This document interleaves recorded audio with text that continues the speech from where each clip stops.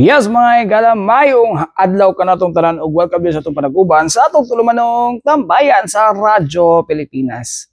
Yes mga katambayan, no, uban-uban na usab kita, no, aron nga maghisgot og mga kuan, no, mga butang nga ang hisgutan, no, tambayan nato ang mga hisgutanan nato dinhi sa tuang kuan, no, palibot ug sa tuang mga ginadtuan, no, nga mga lugar. No. Anyways mga katambayan, sama sa kong giingon the last time, no, nga atong hisgutan to nahitabo nga katong murag di siya kwan, it's a caravan mga igala, no, pinagi sa to ang kwan, inter-cabinet sa to kalimot na ko ato ako ato gisulat mga katambayan, no, ato dire sa to dali lang gid mga katambayan, ha, kay medyo lisod-lisod ato ang kwan karon, no. Ato din hinawala man noon to sa to ato dire dahil lang gud mga katambayan, na kay medyo nagkwanta ato ang hisgutan, no, atong hitabo nga kuan, inter kisa may inter dire, ayun kita na nako, ay wala pa rin ato dire mga katambayan, no, anara Inter-Cabinet Cluster Mechanism on Normalization kon ICCMN caravan mga katambayan, no, kani sa pagpanguna sa Office of the President for Office of the Presidential Assistant for Peace, Reconciliation and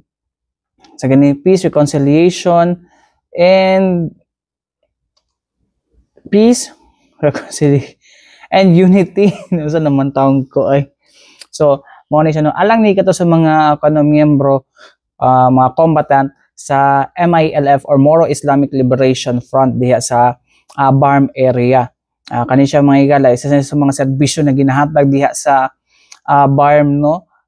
Katong mga dating combatants, no, sa grupong MILF mga katambayan, no. So kani sila isip ko na nino pag kuan, no, pagtubag sa mga issues na dating ginadala sa maong grupo, no, dihang anaa pa sila sa kaning state of rebellion. Tungod gusto nila nga tawagan ni makakuan sila makakuan sila og self-determination diha silang lugar. Mao na ilang ginapaglaban diha, no. Sila hang nganong niabot sila sa punto nga nagrebellion ang kining mga MILF mga katambayan. So with that, no, atong paminawon, no, actually ang kuno na himong mensahe ni Secretary ni OPA Pro Secretary Carlito Galvez Jr. mga igala, no, alang sa maong kuano caravan nga gipahigayon diha sa dato lungsod sa Dato Hofer, Maguindanao del Sur tung milabayng Agosto 29, no. Tunasa gibasa kini ni OPA Pro Presidential Assistant Cesar Villano ang diha sa kuno kung unsa ba ni kay Sara ba ni or daghan ba ni nga series ba ni o unsa ba, no. This is kan mo guri siya mga igala, no, this is to pave way sa kaning tawag nga normalization sa maong lugar, no, karon nung hapit na pud ang BARM election.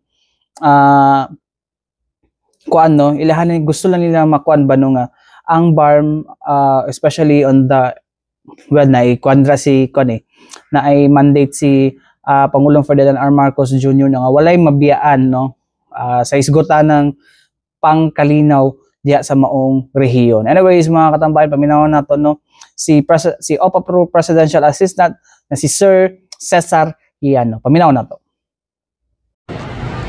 Ito ang mensahe niya. Magandang araw po sa ating lahat. Assalamualaikum.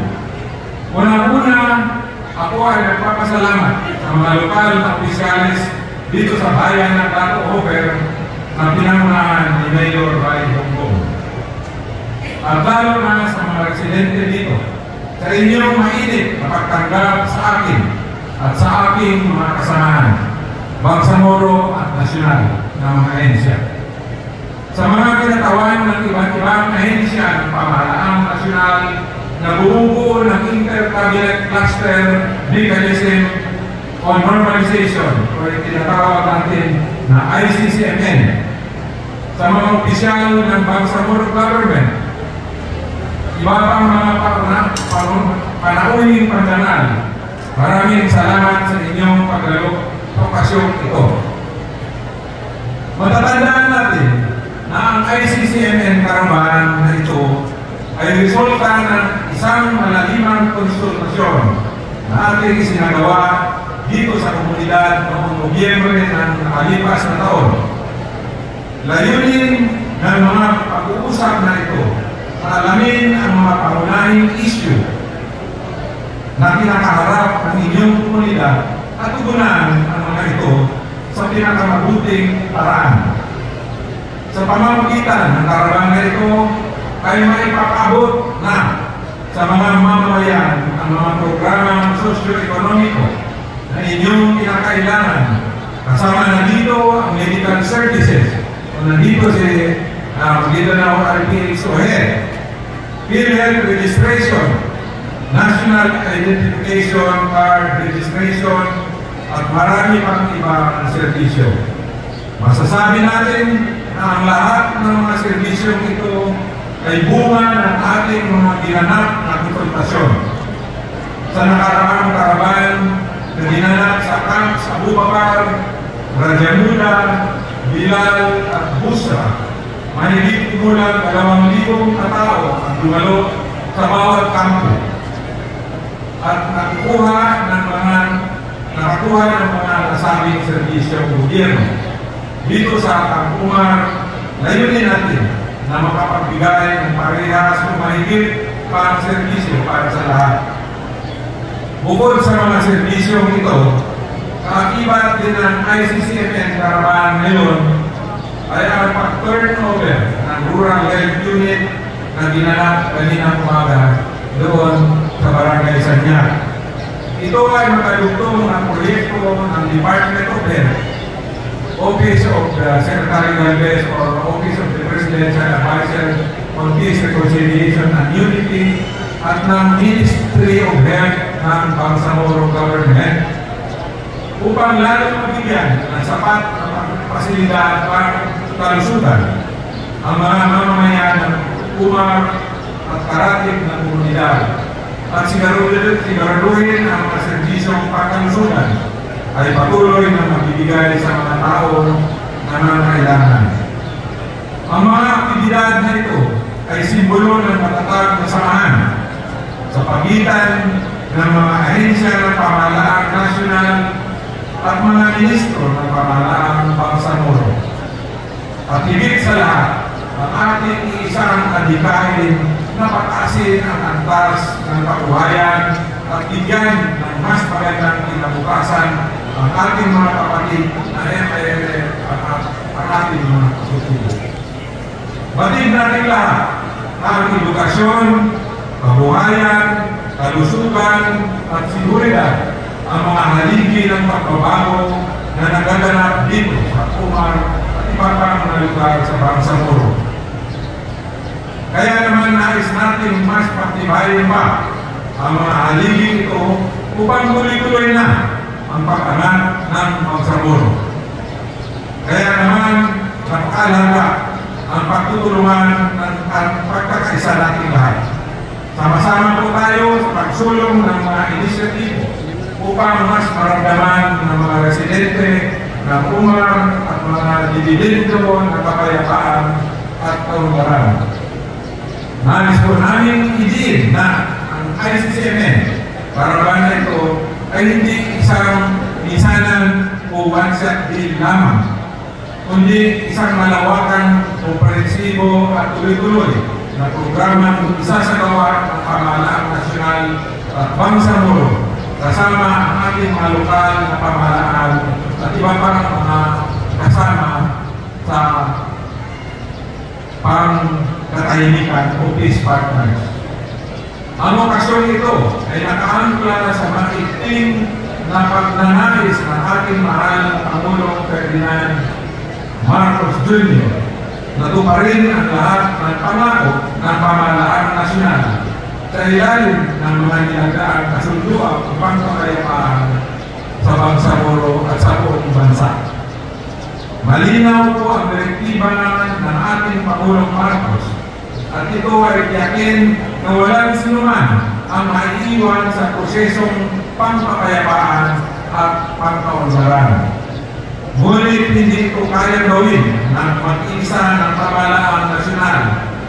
Tayong lahat ay may mahalagang papel upang maisakatuparan ang agdipain ito.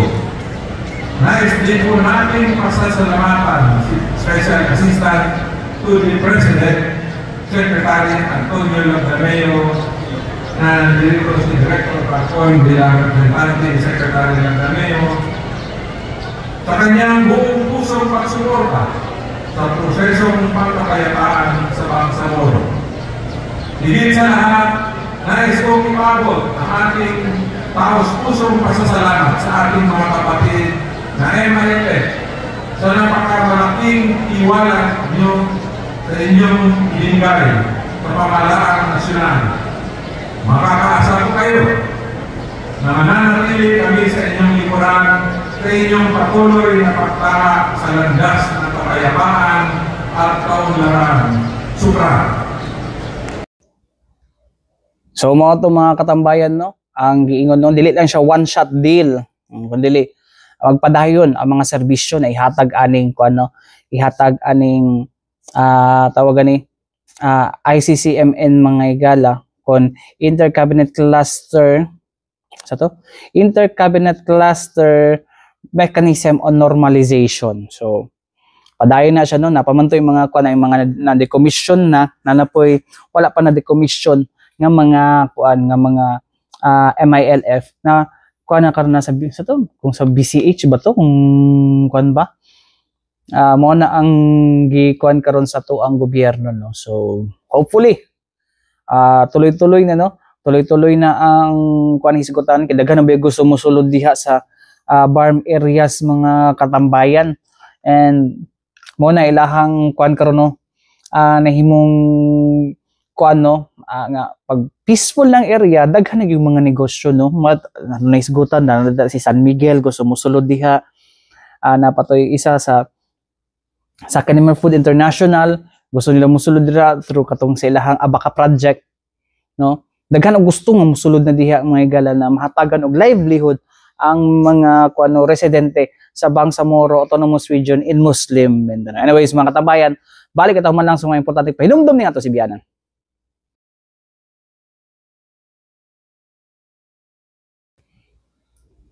Balik ito mga igala din sa itong panag-uban sa itong tulumanong tambayan sa Radyo Pilipinas. Yes, mga katambayan no, ato andang nahisgutan kaganiha ang kining hisgutanan about sa kuano sa tawagan na gani mga katambayan, hisgutanan may tungod sa kaning normalization no to mga kuan mga sa tawagan ni mga normalization and katong mga caravan no, napatunan to yung decommissioning mo na ginaingon sa to ang kuan karon no, mo nang ginapaninguha sa tong gobyerno since the past, gikan pa ni sa past nga mga administration handod karon ginapadayon no aron nga magpabilin ang kahapsay ug kalinaw sa maong lugar mga katambayan no. Anyways mga katambayan, dinhi na pud no sa ginatawag no saan to pag-commit sa normalization kung naay mga dating katong mga nagrebelde no nga naay kuan naay mga nagrebelde pero na priso, it's because nakakommit sila og kanang krimen under the revised penal code. No, for example, kanang murder is because nakapatay sila, it's because of their political pursuit no or political reasons no. Unsaon ni sila may dinhi na mosulod no ang ginatawag nato nga amnesty program mga katambayan. Unsa ning amnesty program? Actually dili lang ni sa mga MILF, mga igala, MNLF, no, but also appeal po ni sa mga NPA. Actually ang pinakadagan karon isang NPA no nga nag-apply na ni sa to aning kuan no amnesty program. Asa man to? Amnesty program. Naman to dinhi amnesty program. Asa man to? Di ba na ako ma-search amnesty program sa Proclamation 1377 no. Kuan siya under sa recent administration dili 2007 pa man ni. Dahil ito alara proclamation, wala proclamation number. Pero na kuha ni siya last April 2024 last 20 karon pa gining tuiga no. Nag-order na siya og immediate implementation ato ang Pangulong Ferdinand R. Marcos Jr. may gala no para mo kano maka-avail na og kaning amnesty program. Kay para pa lang ni sa kuan, para pa lang ni sa NPA. Pero apil na ni mga ubang mga kuan no. Apil na ubang mga kuan ano katong mga nagkuan og rebellion mga like NPA, MILF ug MNLF no. So far mapamana ang kuan. So karon mga katambayan no, padayon gihapon actually 2 years. So 2026 mag-end ata or 2025 no. Mo na karon ang kuan mga higala no, ang target nga mga kompleto na. So karon mga higala ginaawhag karon no sa amnesty amnesty commission bitaw kani. Ano rin asa to Amnesty Commission, National Amnesty Commission mga katambayan no. Kung asa gusto nila no nga mag-apply nga tanan no about aning amnesty. Anyways mga higala i-explain man ni diri no ni Attorney Muhammad Jamalul Gidukos no, ang isa sa mga lawyer sa Amnesty Program, National Amnesty Commission, aron nga kuan no, tawagan ni i-explain ni unsa ba dapat ang kailangan no. Actually kani siya National Amnesty Commission sa Cotabato office ni siya mga katambayan. Anyways mga katambayan, ato paminaw no si Attorney Muhammad Jamalul Gidukos no aron sa i-explain siya about amnesty program. Paminaw na to. Ako sa mga abogado ng National Amnesty Commission. So ano po ba ang National Amnesty Commission? Kami po ang inatasan ng ating government na mag-receive, mag-process ng amnesty application. So baka nag-wonder kayo, ano po ba ang amnestia or amnesty? So ang amnesty po ay isang political act, public act na pinagkaloob sa ating presidente na ibigay sa mga class of person who committed a crime in pursuit of their political belief. So, baka nagtataka din kayo, bakit kami andito?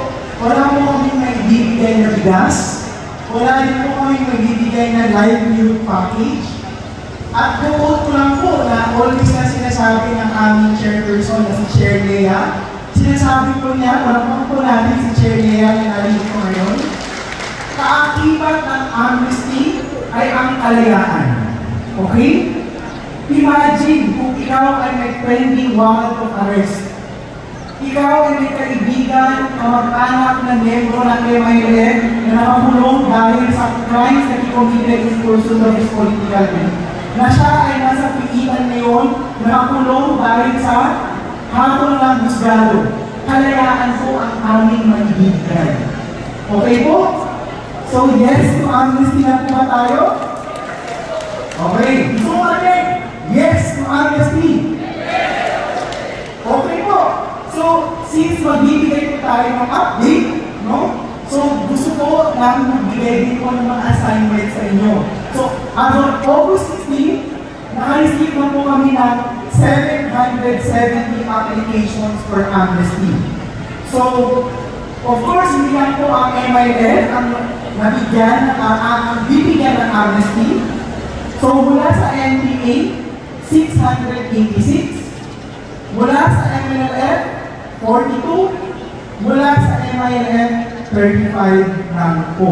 So, kaya po, no, narito kami para hikayatin ang isa't isa, no, na mag-apply na po tayo ng amnesty as soon as possible. Kasi po, ang pag-apply ng amnesty, hindi po ito forever. Dahil po, meron lang po tayo 2 years. Ayon po sa alimuntunan ng proklamasyon upang mag-apply po ng amnesty. So, tandaan po natin, 2 years po na issue ang proclamation noong November. So ano na po yung status ng lahat ng mga applications for amnesty ngayon? Of course, hindi po automatic ang pag-grant ng amnesty dahil po meron tayong proseso na sinusunod.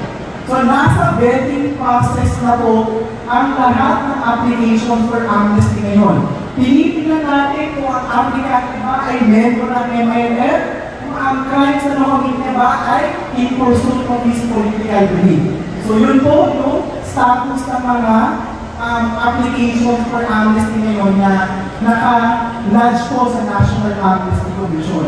So baka sa isip niyo, saan kayo pupunta para mag-apply, no? Kung kayo may kamag-anak, may kaibigan, no? Na nananais mag-apply ng amnesty, hindi na po kailangan pumunta ng Maynila para mag-apply ng amnesty dahil po kami sa komisyon.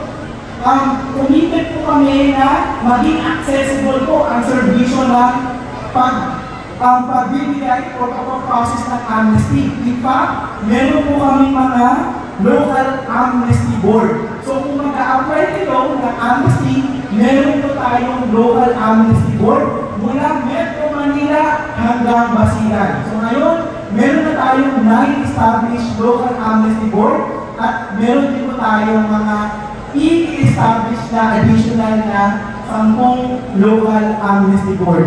Good news po ba yan? Ayan po. So, yan po, mula sa tanggapan po ng National Amnesty Commission.